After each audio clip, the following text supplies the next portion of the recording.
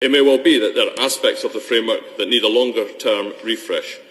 I can give the noble and learned Lord a reassurance that the Government will reflect further on these points in the light of the referendum and the experience that shows of the poll on the 5th of May. But in the meantime, I would urge the noble Lord to withdraw his amendment.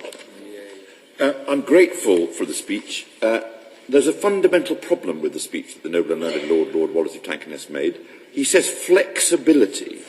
But what I am seeking to do in this particular amendment is establish a principle, which is you shouldn't, in a party political broadcast, be able to support an outcome in the AV bill. The Electoral Commission says we support the intention behind this amendment, that they go on and say we're not sure that it's necessary to achieve the intended outcome because of the main purpose issue in section 127.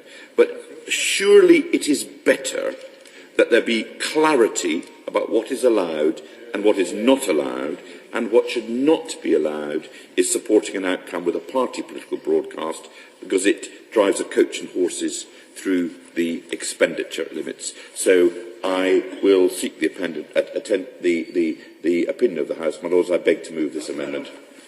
Sorry. Could I, just before the noble Lord sits down, in the event that this amendment is successful, it does seem to me to be an awful pity that we're using this language. To my mind, this makes no sense at all as drafted, as I think the noble Lord accepts. Is there some way, even at this stage, we can adopt his alternative language, which is much clearer? If I could have, the clerk brutally is shaking his head. I would be very, very willing to adopt the noble and learned Lord's approach to this, but if the House adopt the approach that I am taking, then I would anticipate that the Government would either reject the amendment in the other place, or if they accept the amendment, having had time to think about it, because the effect of the amendment is that the House of Commons could think about it, they could then tidy it up, I think. So I would respectfully and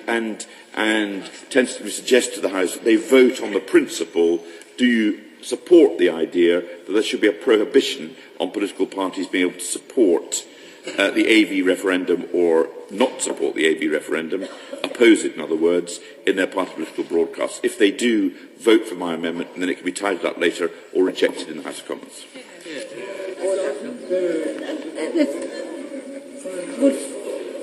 Would forgive me. We're at third reading, and the noble Lord has sought to test the opinion of the House. He's taken one interruption, but I fear that if we have multiple interruptions, we really will be prolonging the debate. So with the grace of respect, I suggest that we should continue to a division.